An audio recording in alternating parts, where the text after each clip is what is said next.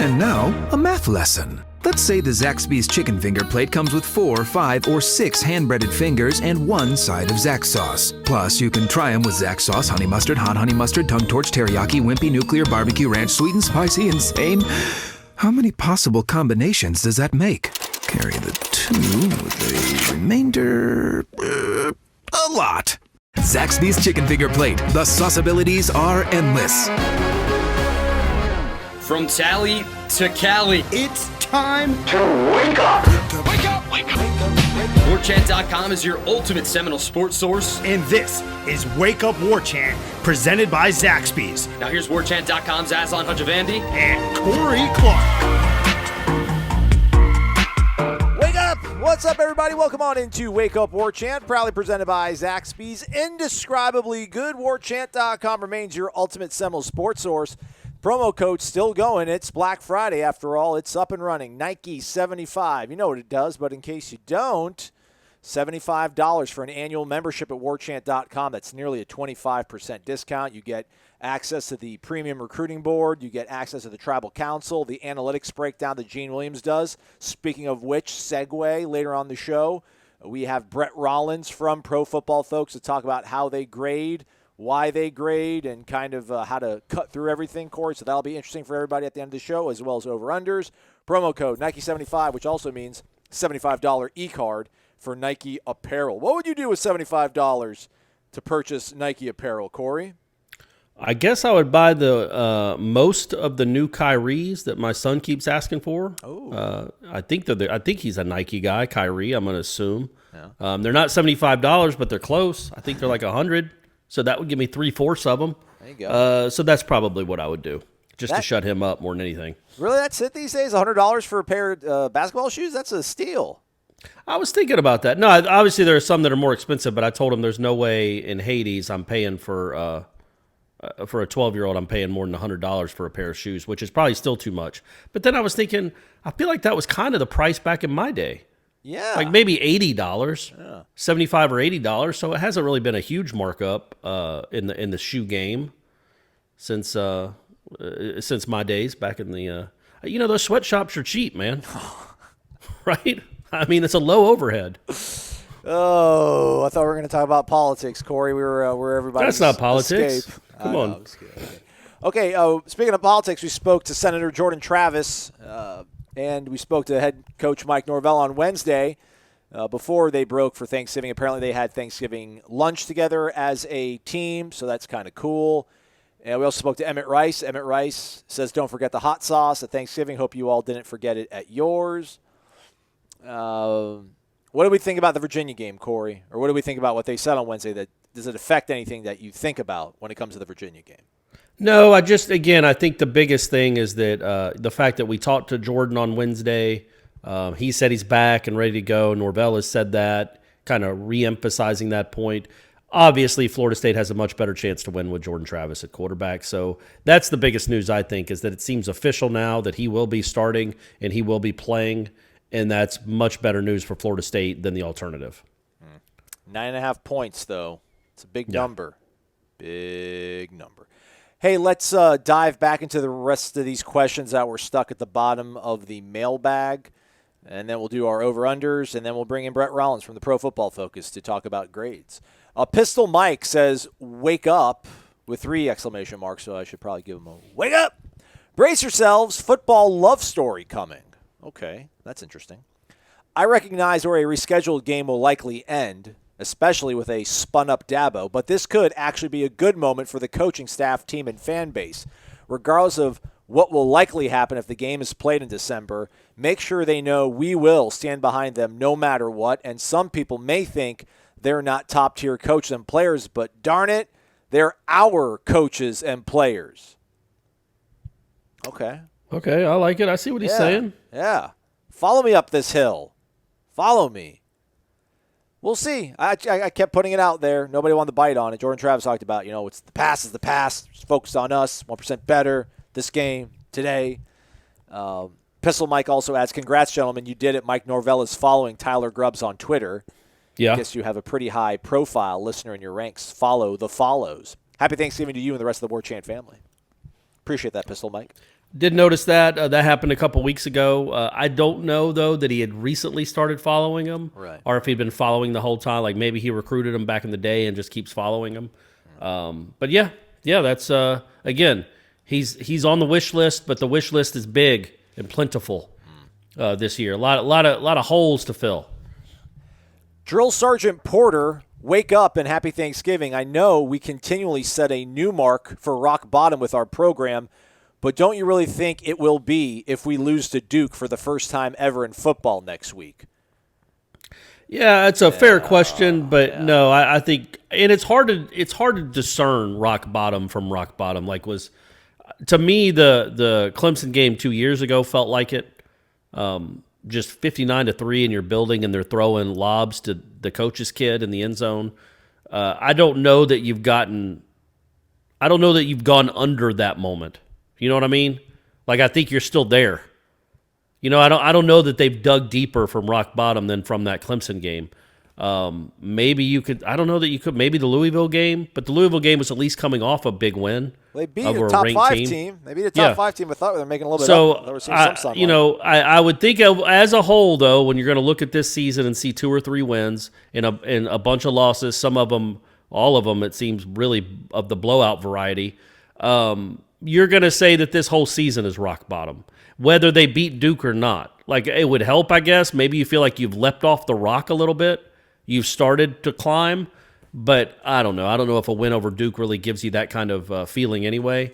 But I just feel like this whole season, from the kids leaving, opting out, being kicked off the team, to being blown out in back-to-back games by teams coming off 4-game losing streaks, it's all been rock bottom.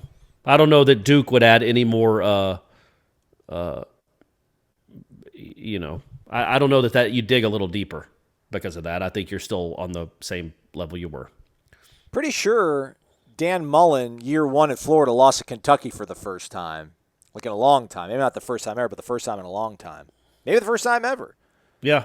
13, they lost to Vanderbilt for the first time, and that was that 4-8 debacle they had. I don't know, man. I thought the bowl streak to me meant a lot.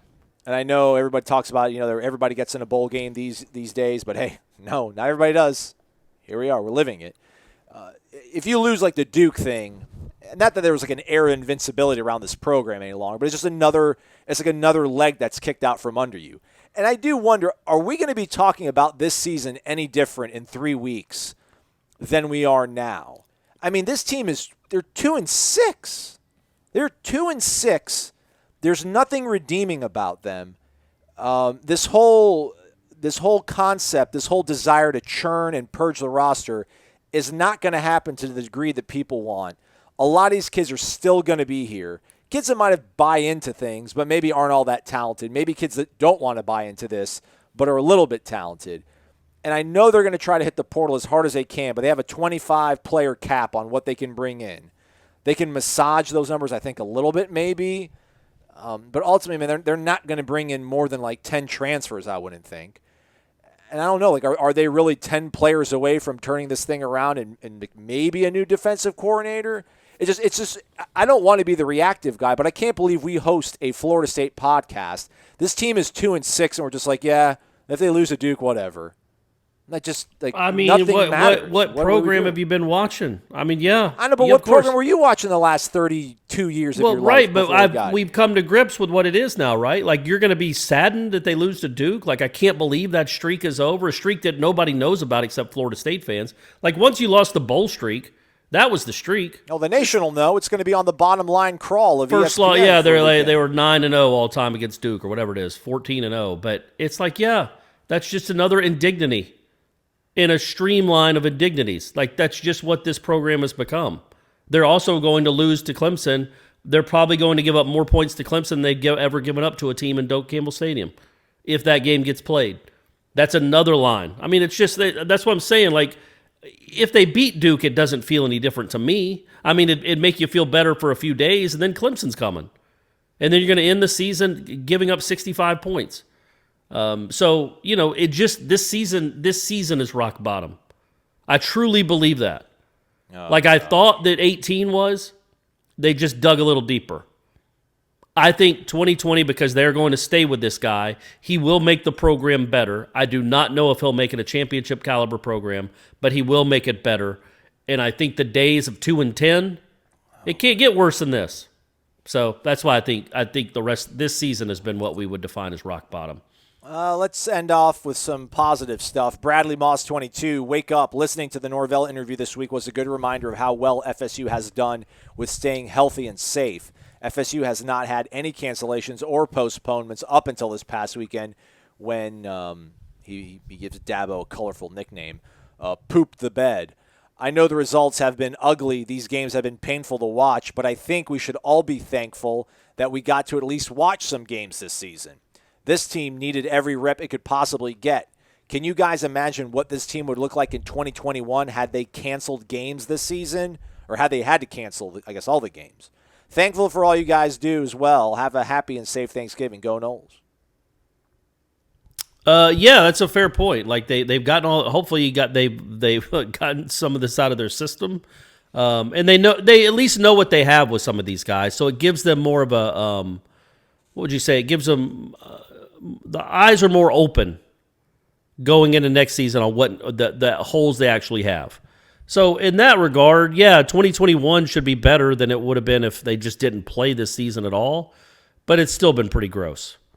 Like that's a glass half full way to look at it, and I get it, but it's still been pretty tough to actually live through week to week.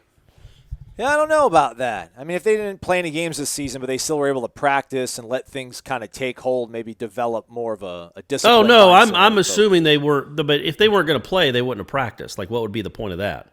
Yeah. You know what I mean? Like, yeah, if they could have practiced for the whole season, I think you wouldn't learn everything about these guys, but you would learn enough. And I think the guys that have been kicked off the team or no longer a part of the team would still no longer be a part of the team, obviously.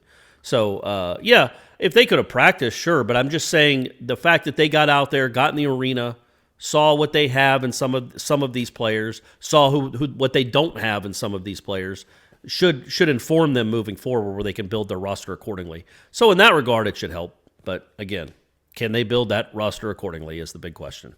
You know what would be nice is that if the NCAA would allow every team to do bowl preparation, even if they're not in a bowl game, like they all got the 12 or 13, 15, whatever practices it is, kind of as like a makeup, especially if you didn't have any spring football. Like if you got 5 or less practices in this spring, I know they try to add some more to the preseason practice schedule, but it'd be kind of nice if they're like, all right, you can still gather as a team and practice.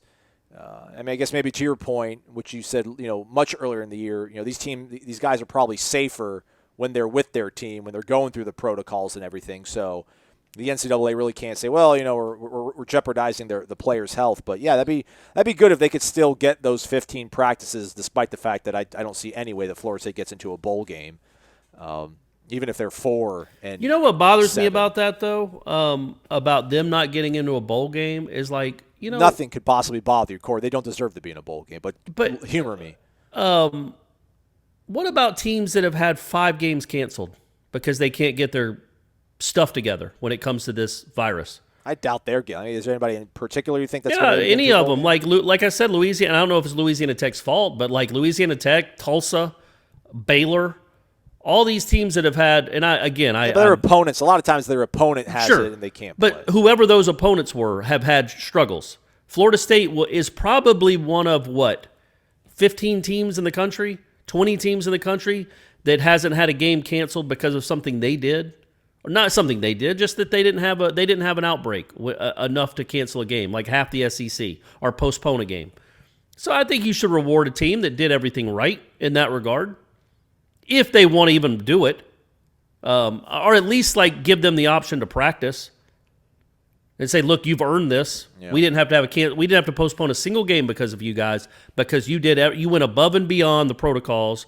And I'm saying this, I could be jinxing it. I'll knock on some wood, but you went above and beyond the protocols. You did everything right in that regard, almost to a fault according to a guy in Clemson. So, but we're going to reward you and let you either play in a bowl game or have bowl practices because you need them and you deserve them.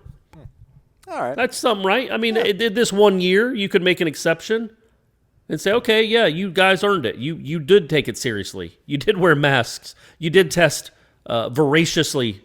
And so, yeah, you do get to have bowl practice. Yeah, let's see if like Pfizer or Moderna, let's see if they want to sponsor a bowl game, and then Florida State can play in the vaccine bowl, since they were safe and healthy the whole time. There you All go. right, let's see if we can Now make you're it talking. happen. You see what I'm saying? There we go. Last one, Noel Holla. Wake up! Noel Holla here. I won over-under a couple of weeks ago, and I received my T-shirt last week. Just wanted to give you and Corey a shout-out. You, I think, would be me, Aslan. I was not expecting the 2 Zaxby's gift cards, but I'm grateful for them. I used one for my Zalad the other day. Once again, thank you both for the gifts. Keep the entertainment level at its fullest, and I wish both of you and your families a very happy Thanksgiving. Well, thank you, Noel Holla. Thank you, man, and congratulations on the T-shirt. Obviously, number one, you get my face and Aslan's face on your chest. That's right. What else could you want? On your back, too. Is it the chest that's on the back, right? It's on the back. Or I is think it it's on both. I think it's on both. Yeah. It's everywhere. Yeah. Man, unbelievable. Unbelievable. Thanksgiving's all about traditions, like turducken with mashed potatoes, and betting on football with MyBookie.com's Turkey Day Free Play. What's the Turkey Day Free Play, you ask? It's a chance that you can bet up to $250 risk-free on the early game Thanksgiving Thursday. If you lose, you will get your bet up to $250 refunded before the next afternoon game. So if you win, you got dollars. If you lose, you'll get refunded the next day. New players will get their first deposit matched halfway up to $1,000 to help add even more excitement to the greatest football weekend of the year. That's right. Make your first deposit, get extra cash that you can use on parlays, teasers, props all weekend long. Use the promo code WARCHANT to claim your bonus and your free bet. Best thing, that's only the first great promo this weekend. You get Turkey Day Free Play Thursday. That's the risk-free bet. Then you get Black Friday boosted odds. And we finish the weekend strong with a buy one, get one free Cyber Monday Night Football. That's why my bookie, they call football season winning season. Check it out now, no risk. Don't forget, use the promo code WARCHANT to claim your freebies. Well, all right, let's get to it then. Virginia coming into town, 8 p.m. ACC Network Saturday. Florida State, first half points, over-unders, all these provided by the Williams Sportsbook. They're not available on mybookie.com. But, man, we should have thrown together like a holiday parlay. But maybe next week we'll do a parlay. Maybe we should do for entertainment purposes, obviously, folks. Right, obviously. Come on, do this guys. stuff safely and responsibly. FSU By the way, first. but if you do have a gambling problem, it's really only a gambling problem if you lose. Do you listen to the Russillo show? You listen to him every now and then, right? Occasionally, depending on the guest. Yeah. So like he has a book that I think sponsors one of his segments, and it is crazy because I think they're legally obligated. Maybe even I am, and I haven't done it properly. But they're legally obligated to provide Gamblers Anonymous or resources for people that like, do you have a gambling problem? Call 1-800-GAMBLE.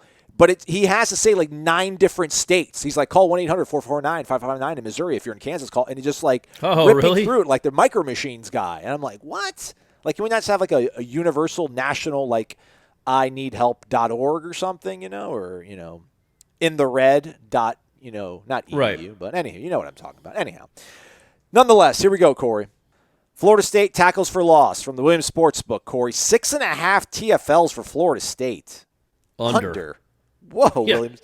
Whoa. Come on, Gene. What? This is in 2013, buddy. Happy Thanksgiving to all of us on that one. Good grief. Yeah, we're going to go under both of us here. I think Corey's also up 1 on the season. Parker Grotehouse, longest field goal attempt, 43.5. Oh. See, if the game's going to be close, I think you have to say over. Yeah, and also you're trying to think, okay, when would they go for it on 4th down and when would they wouldn't? He's shown he can hit from 50. Yeah. And, I think 4th and 2 from the 26, they're going for it, you would hope, because 3 points isn't going to win this game. A lot of field goals isn't going to win this game. But they might be, 4th and 14 from the 26. And then you have to kick. So that's just a straight-up coin toss, man. I'm going to say under, okay. But I don't feel great about it. I'll say the over. Although it kind of goes against what I just said. Like I don't think it's gonna be a close game, but field goals you need them. Jay Sean Corbin, here we go, all-purpose yards, 68.5. Well, all-purpose, that's even like return yards. That's kick returns, scrimmage, too, yeah. Like yards from scrimmage, 68.5 would be. You know what? I'm going to say over because I think what we've seen from the other guys the last couple games in kickoff return, make a change, man. Okay. Get somebody back there that Corbin will run hard. He's not electrifyingly fast, but he can run. He will run hard and hit a hole hard. So I'm going to say they like what they get out of him. And they're going to make him the primary kick returner, and he's going to go over. But that's the only way. If he's just getting it from running, I think with Webb healthy and with the Seagulls back, I think it's going to be hard for him to get 68 yards rushing. Steven Dix total tackles 5.5. Gene just coming up with some randos this week. Random ones. Take the over. I'm going to say the under. I'm going to say the under. I think maybe he won't be on the field as much as he has been. I think running quarterback, second level. Yeah, I think that's just more of Emmett or Amari go get him, or Hamsa go get him. Yeah. Here we go. This is a fun one. Number of times the ACC network will run the ad for Packer and Durham during the game, 11.5. That's a mighty big number. I'm going to take the under. Yeah, but that's, 4 quarters, 4 hours. 4 quarters, it's 29 commercial breaks, I thought the better one would be the binoculars that you can use at night to just be a creep and spy on people. The Bell and Howell tack glasses. I love all that like pseudo military. Yeah. Like, this is a tack shaver. You can shave your face under the water. Yeah, for you guys that are for what purpose? What are you, Civil War reenactors? Like, what do you need this for? Like they have a lot of that really cool stuff in the military, the actual military. Yeah. But yeah, that's who they're aiming for with those commercials. So yeah, I'm going to say now, does it count like the bottom line when they'll do like the Packer and Durham Monday at 9? Yeah, I'll give it to you, all inclusive. Then I'm saying over. I'm saying, are you going to keep track of that? Maybe. I don't know. We'll see. Still might be in a food coma. Hopefully. Let's see here. Last one, Corey. 59.5 points total. Total points scored, 59.5. Over until they prove me wrong. Yeah, you're right. I was trying to think, maybe that's a big number though. Virginia. It is a big number. 38 to 10. No, it's Jordan Travis. How dare you with Jordan Travis? I'm saying 38 to 30. Oh, okay. I'm not saying who I think wins. I'm just saying I think the final score is 38 to 30. Okay. We recorded this before this obviously airs. Do you think we'll know by kickoff whether or not, or actually I don't know if it's worth asking, whether this Clemson game is going to be played on the 12th? Or do you think that's a Monday thing? I think that's probably a Monday thing at this point because they're not going to announce it on Thanksgiving. That would be weird. And then the Friday after, I assume Swafford's already at his palatial Thanksgiving home and isn't worrying about any football matters. So right now during the holidays, so I would think that's a Monday thing. Well said. All right then, Corey, good job. That's a wrap for me and him. But on the back end of this, if you're still driving back from Grandma's house or just want some insight into analytics, we got Brett Rollins from Pro Football Focus right now. All right, let's get right to it, folks. We got Brett Rollins joining us here on Warchant on the podcast, also in living color on your television or your computer screen. Brett works for Pro Football Focus, also does some work here on the Rivals.com network. Also, apparently, you moonlight as a professor. And I guess I read your bio wrong the first time around. You're not related to Henry Rollins. You didn't give him his thirst for life in the spoken word. No, I did not. But hey, he's done well for himself. That's for sure. All right, yeah, keeping up that family name quite well. That's right, the family name. Yeah. All right, Brett. Let's get right to it then. I guess as I said, for me, I'll be honest. I am not the biggest analytics guy, and I think a lot of it's because I quite simply loathe math. I am terrible at math. That's why I got into this industry where I can just talk, and I'm not even all that good at that. But I guess what are some of the things? I mean, I'll be honest. It seems a little bit intimidating. I think PFF, Pro Football Focus, has done a pretty good job of making it pretty easy to digest with the way they grade sort of things. But what are some of the myths or the things that people like me might have wrong when it comes to understanding what analytics are? Well, I think the biggest thing is that the math part of it is not as much maybe as you would think. Now, I will say what we've done at PFF, I think better than anyone, and there's others out there doing a lot of this work too, once some of the NFL data is starting to become publicly available. But it's taking all the data that we have, because we have almost 15 years worth now of NFL data. This is our 7th season grading college games. So now you have mountains of data that you can use almost predictively, as well as just, hey, analyzing what happened and looking everyone on a play-by-play basis. And that's, I think, the biggest thing. Folks look at the grades, and the grades are obviously the public thing of what we see, the consumer side of it. But we also have a big part of it that, we have all 32 NFL teams as team clients, all 80 FBS teams, I think all of the Power 5 now.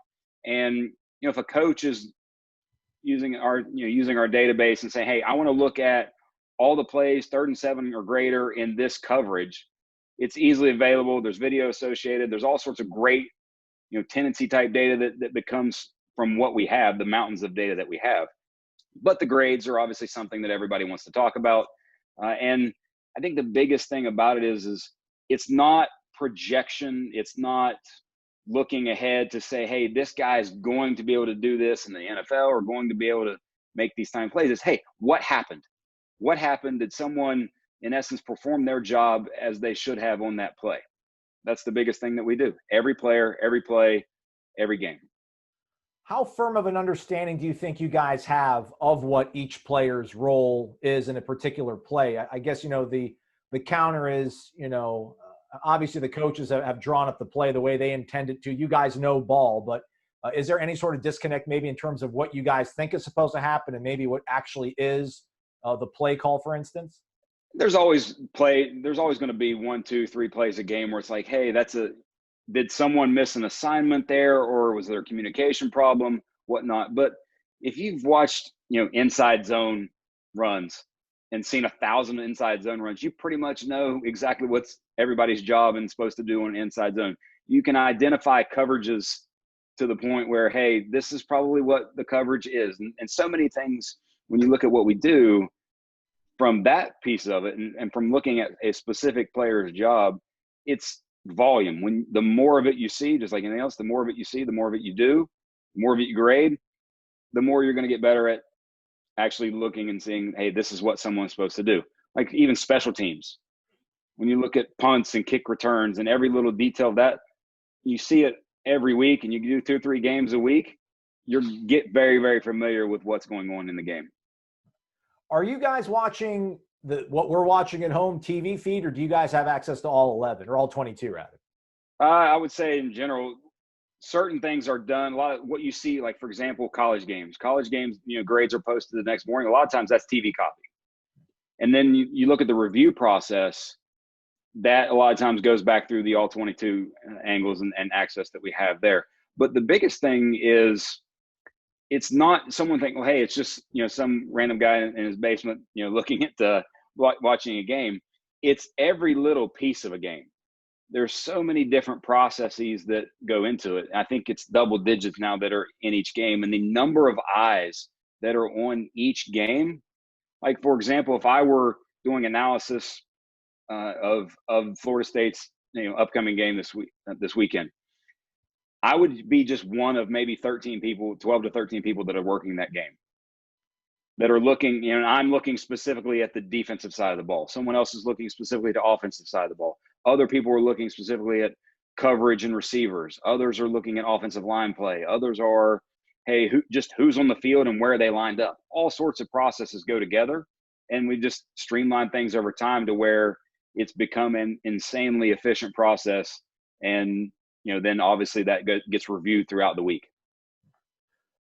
Bear with me here, folks. I'm gonna try to double dip as we have Brett here, not only on the podcast, we also have him here on video. I want to kind of pull up the screen. So, I'm not going to have you, dive too far into particulars on a certain player, for instance. But I know one of the things that was a little bit curious for some Florida State fans was the passing grade for Florida State in their previous game against NC State versus what they had done against Georgia Tech. I guess let's start at Georgia Tech. James Blackman, I think most Florida State fans were not too pleased with how he played 52% completion percentage, 1 touchdown, 1 pick. He graded out at 69.3.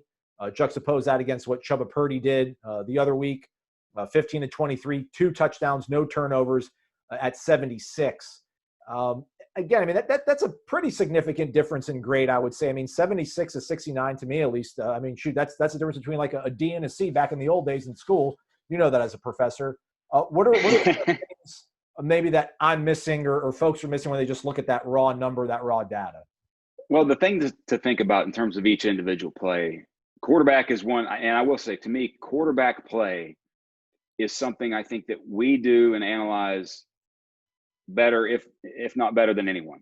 And the reason being is our goal is to isolate each individual on the play. And when you're looking at someone, like a lot of times, like if you think about James Blackman game against Georgia Tech there in the opening week, those 23 completions could have been, 15 bubble screens. And, a lot of what's called expected throws, which are 0 graded throws in our system. And if you look at how we grade, it's what are the quarterbacks asked to do specifically. Like, for example, if you look this past weekend, JT Daniels had his first start in over a year, played insanely well for Georgia, had a 94.8, I think, passing grade. And the biggest thing about his passing grade was the level of throw, the down the field, outside the numbers type throws that he was making. It wasn't him getting 400 yards on checkdowns and screens that receivers then did all the work. So if you think about looking at quarterback grades and you watch the game, like another play, for example, obviously I write for UGA's site, so I have a lot of these just kind of top of mind. A couple years back in 2018, Jake Fromm did a little swing bubble pass to McCall Hardman, who made two moves and literally just outran the entire South Carolina defense. In the box score, that's 1 of 1 for 40 yards and a touchdown. Right. In our grading system, that's an expected throw. That's something that any quarterback should be able to do. It's a 0 graded throw. Versus the play that he threw, the ball that he threw to McCall Hardman in the SEC championship game, an absolute dime, 38 yards, 40-ish yards down the field, right at the back of the end zone that Hardman dropped. That play gets graded much higher than the 1 for 1 40-yard touchdown play, because you're isolating what the quarterback was asked to do on the play. And when you look at James Blackman grade in the first, now he did have a 50-something% completion percentage, but he had 3 what we term big-time throws. And big-time throws are our highest graded throws. And so thus you're elevating that. And when you think about a quarterback's play and our grades in general, if someone were in the game for 10 plays and literally was 0 graded, did nothing, they just sort of existed in the play, or 10 kneel downs, whatever that may be, sort of 0 grades, nothing positive, negative, things like that, that ends up being a 60 in terms of the grade. So 60 is a baseline. So when you look above that and you see, like if you're looking at the screen now and you see his pass distribution chart, the big point, the one that I want to look to is in the middle right there where the 37.2 exists and it says 0 for 4. Right. What you probably have there, and like I said, I don't remember this game specifically, but what you probably have there are his turnover worthy plays where maybe an interception was dropped, that, the ball that should have been picked, or a ball that was 2 yards behind the receiver. That though, when you see those numbers, that's what you can assume is that there was a lot of accuracy issues, or even when you dip down to that low, you're probably getting into what's called a turnover worthy play where it either was an interception or it should have been. Yeah. Makes sense. All right. That makes sense for sure then. I guess one of these things that, we're looking at in terms of the grades with the offense, and then you see the way that James Blackman kind of graded out, obviously, and then Chubba Purdy. So you're obviously talking about so many variables are in play. This is not just simply attempts and completions. Are you guys even factoring in like situations? Do you get very much so? If you throw a touchdown when you're down by 30 points, is it graded the same as a go-ahead touchdown if it's the same kind of velocity and the same amount of yards downfield, things like that? Well, now I will say in terms of situation, I was thinking more like, hey, a 3rd and 12 throw under pressure. Okay. That you put on a rope 15 yards down the field, different than, second and a little bit different than 2nd and 7 where you're not pressured. something of that nature, and looking at pressure versus blitz, not blitz, all the things that are there on that screen specifically that you had. Those are things where you delineate, again, great, a lot of times good from great in terms of with quarterback play. Let me ask you this, and I'm going to probably jump around here a few times, Brett, but, you talk about the way that this is like a database that coaches can use to look at a specific situation in a football game to see a way an opposing defense attacks on 3rd and 7. I'll always remember a tweet that was sent out by a radio guy in Seattle, like back in 15 or 16, whatever the year was that Washington made the playoff and they had to play Alabama. And he had talked about how a source had heard that Alabama's, quality control folks, interns, had gone ahead and compiled every play that Chris Peterson had ran the previous 3 seasons at Washington, and then the 2 years before when he was at Boise. Like, being able to go back and look at all this stuff. I mean, I don't know, was Bill Walsh doing this stuff? Was Chuck Noll doing this stuff? How much of this is it making football better, but maybe at the same time, I don't know, just it makes it impossible to a certain degree to do some things because there's how much of the element of surprise has been taken out of football with the amount of data that's now out there and it's easily accessible? That's a great question, and one I think that just puts more emphasis in the game on coaching. It puts more emphasis in the game on preparation and now also, here's the key. I can give you all this data and you can choose to use it, choose to look at it and see how can it help you win versus ignoring it. Like, for example, there are certain things that now when we bring in math, there are certain things from a math perspective. When you look at efficiencies, success rate, another term, EPA, expected points added per play. For example, if a team is in 2nd and 10, running the ball, and this is an absolute sort of truth, running the ball in 2nd and 10 is one of the least efficient, if not the least efficient play in all of football.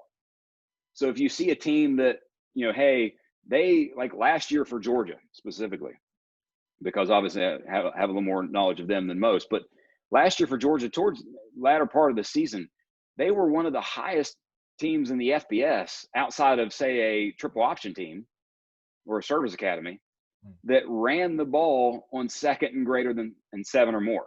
I.e., this least efficient play in football, they were doing it more than anyone. And that's what a lot of the data has done as much as anything, is it's showing, and you're seeing it more and more in the NFL specifically, by the way, because there's so much data and the level of competition is much greater than college, where you have, top teams in sort of a bracket and then versus, team 125 in the FBS. But that level of data is showing what's the most efficient thing to do, what's possibly the right decision from a probability standpoint. But again, it's just information, just like anything else that, that we have in our own life. Our financial, when you look at a financial statement as a business, that's one of I teach healthcare, the business of healthcare in the day job. You can take your financial statements and look at them and you can make a change based on that, but it's just the information. How you choose to use that information, that becomes up to you. Can you pull up Florida State in that variable there? Or is that going to take too much time? Because I know when I was looking at film from Mike Norvell when he was at Memphis before he came here, like, they loved running on 1st and 10. They ran on 1st and 10. It seems like I was watching them play against UCF in 18. I feel like, golly, I don't know how many possessions they had, but it felt like 80% of the time they ran on 1st and 10. And for this team right now, they cannot get behind the chains too much. So I would think they're probably close to the upper sort of percentile when it comes to running on 2nd and long, because they can't afford to get into 3rd and long. And if it's 2nd and 8, they can't throw it, because if they get into 3rd and 8 and they put themselves in a predictable passing situation with the quarterbacks they have, they're totally doomed. So yeah, I don't know if but those are things that we can identify and tendencies that we can look at that really, I think, break down the game in a much more specific basis. So when you watch a game, usually what side of the ball are you watching? What's usually your responsibility, Brett?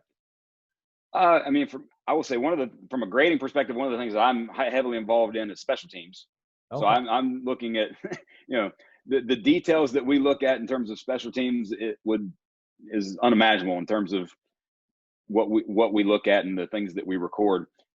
I've also done a lot of various work on just general analysis. I've done work in what's called player participation data. Hey, who's on the field, where they lined up, what did they do in the plays? I've done look, and training, and we do all kinds of training in the off season, and really look at, hey, this is where what we need to be thinking on these type of plays or these type of blocks or things of that nature. But coverages, identifying coverages, looking at QBs and quarterback ball placement, accuracy. Like we even have accuracy data for, like I said, specifically for ball placement. Hey, is it right on the numbers? Is it right here, right above the head? Is it in stride? Is it a little behind? Is it a little above? All that's there. What does this tell you as the sharpened eye of special teams? When you look at Florida State's kickoff and punt return grades, and there's nobody that is graded above like a 66. That basically they're getting what they should get. They're not doing anything else above and beyond maybe that you would normally expect them to get. That's what that tells me. All right, so 60 is the baseline, you said. So then we really need to, because we sometimes get a little bit down on kids when we don't see like a nice bright green hue next to them. Right. But so when we go below 60, that's when you kind of need to sit down and talk to a kid and figure out what's going wrong, is what you're saying. In essence, that's what you're doing. You're looking at, and one of the things, it's kind of like with baseball, and we have some of that for the NFL too, but wins above replacement. Right. Once you get down into the 50s, and especially when you see the red color, now you're looking at replacement level play. And by the way, I say play, not players, because who knows? There's all sorts of factors that go into how kids play, but the results and what the actual production is something where it's not meshing with what they're being asked to do.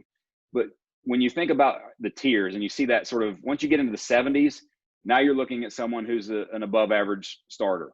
Once you get into the 80s, now you're looking at someone who is, borderline elite in a way. In college, once you get, upper 80s into the 90s, now you're talking about absolute elite play, All-American type level play, in which, by the way, Marvin Wilson has been for the past few years. Well, not this year, unfortunately. Yes. That was a special teams grader. So, so we're looking, I have their offensive grades up right now, the people that are listening to this on the podcast, and Florida State only has 3 players that are at 70 or above. So in your estimation, again, I don't want to make this seem like a panacea. You haven't watched all the Florida State games, but when you look at this sort of layout right here and you see 3 guys that are only graded above 70, does that give you a pretty good sense of why this team is 2-6? It makes sense, I imagine, when you see a record and you see these grades. Very much so. For example, looking again, obviously my top of my knowledge is on Georgia's roster, but when you think about Georgia's roster coming into this season, I think they had 21 players with at least a 70 grade or more returning. Ooh, that's good. That's really good. Foundation for success. Yes, that is a foundation for success. Now, obviously, they've had quarterback issues beyond belief this year, but still yet there. I will say, another way of looking at grades and just sort of showing how we look at the game differently, you have the 2 highest graded players there are running backs. So if you go to the rushing grades, off of the tab there on the top right, if you go to rushing grades, there's 2 areas in rushing grades that you need to look at. So you got Webb and Toffoli there. If you look at very high, middle 80s rushing grades, that's very good. Even Jordan Travis there, very good in terms of rushing grades. Now slide over to the right a little bit on the screen. A little more right there. Those are the numbers when you think about how a running back is graded. A running back might have a game where they have 15 carries for 175 yards and 2 touchdowns. But their yards, the YCO, the yards after contact might be very minimal. And when you see that, what does that tell you? That tells you that the offensive line is absolutely dominating to the point where the running back is not getting touched. If you look at that YCO number and it's very comparable to their actual yardage totals, that means the running back is doing a lot of their work on their own. That yards after contact per attempt, when you start getting, like with Travis at 4.99 per attempt, that's a high level number, high in the FBS type level number. The AVT is avoided tackles. when we look at running back play, the way we isolate running back play as much as anything is what are they doing on their own? Like if I run straight ahead, when you say, hey, that's a hole that we could have run through. Well, guess what? The running back's not necessarily getting the good grades there. That's the offensive line that are getting the positive grades there. Versus, hey, I made this guy miss in the hole, slipped a little tackle, and then got a 15-yard, 20-yard run. That's where you're going to start seeing running back grades be higher. And the fact that you got, two of them there, or three of the backs with 74.6 or better, that tells you you're actually getting a lot of good, solid play from your running backs. Yeah, and the offensive line to a certain degree, then, right? Yes and no. Okay. It's an interesting, balancing act there. And like I said, the biggest thing to see, I would bet if you look at offensive line play, it's when you see, like, for example, just leave it there on that screen real quick. If you see, let's see if I can do the quick math. 1,076 yards after contact, and you got about 1,600 yards. So, the percentages there, when those numbers are close, that means more often than not that the backs are doing that work on their own. Okay. If that number is like, say, 50%, right, like it's 50% offensive back, 50% offensive line, then you're meshing into stuff where your offensive line is probably grading very highly. Okay, very well. And just last thing I kind of want to ask you, I mean, it's, defensively, Florida State has struggled quite poorly. And I guess this kind of goes back a little bit to how you grade things out. I mean, Florida State has got, surprisingly, they actually have more players grading above, 65 or so on defense than they do offensively, which seems quite bizarre. But I don't know how much sort of, subjectivity is in the grade. I mean, can you guys look at a certain play call, a certain coverage, a certain way they maybe have a guy, if the thing that Florida State fans have been complaining about a lot, Brett, or when they do bring pressure, they play off coverage a lot, and that allows the quarterback to get the ball out of his hands quickly to an open receiver. Like, is that sort of stuff, I mean, almost kind of like, is the coaching baked into the grading at all when you're looking at the way certain play calls are called in certain situations? There's a lot of the strategic part that is the subjectivity within it. But when you think about the overall, how we've isolated defensive grades, it's individual play. Like, for example, a defensive lineman, like looking specifically at Marvin Wilson, those a lot of times are the easiest to look at because it's a lot of times it's just a one-on-one matchup. Yeah. It's, did you win your matchup on that specific play? Like, for example, Wilson might have been on the backside of, the pocket was sliding to the right a little bit. He was on the defense's right, so away from where the quarterback was working, and he absolutely destroyed his man, but didn't get a pressure because of the offensive play. He's still going to get positively graded for that. All right, man. So a lot of times when you see high-level grades, but you don't necessarily see the production on the scoreboard and on the field, it's guys are winning one-on-ones, but it's not necessarily impacting the play. All right, man. So this is good, though. So I feel like we need to really – it's just so easy to look at these grades and just see the number and go off of that. But I'm glad you kind of pointed out some of the more detailed sort of stats for us to look at when it comes to running backs, for example. So I definitely appreciate that, Brett. Anything else that I did not cover you think that people need to know about when they go on the PFF or when they read Gene's sort of breakdowns when it comes to grading? I think the biggest thing that people need to realize about us in general is that it's not like we're just willy-nilly, describing things or looking at things. This is stuff where the coach, the teams, you get data back from and information back from the teams. Hey, we want to look for this. We want to know that, how does the center turn on third downs? We want to know these types of informations, and this is good, this is not good.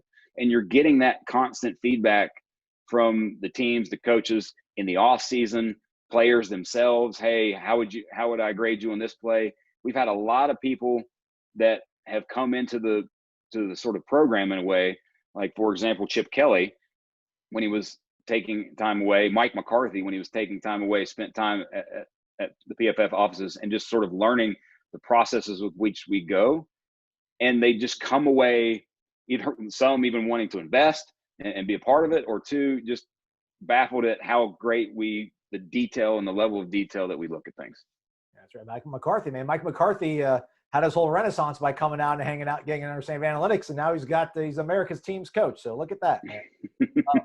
Follow Brett. Unfortunately, he lost his quarterback, and his defense beyond struggles this year. Yeah, it's tough when you lose Dak. Follow Brett's great work over on Twitter. It's PFF_Brent.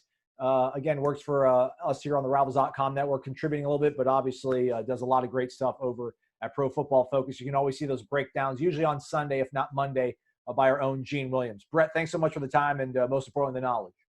Hey, appreciate it. Thanks for having me.